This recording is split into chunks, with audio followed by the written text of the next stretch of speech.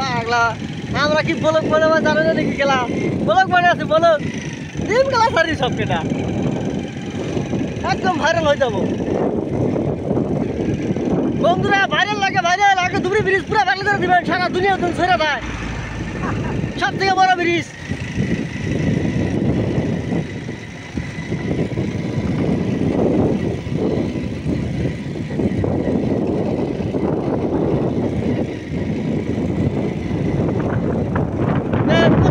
machine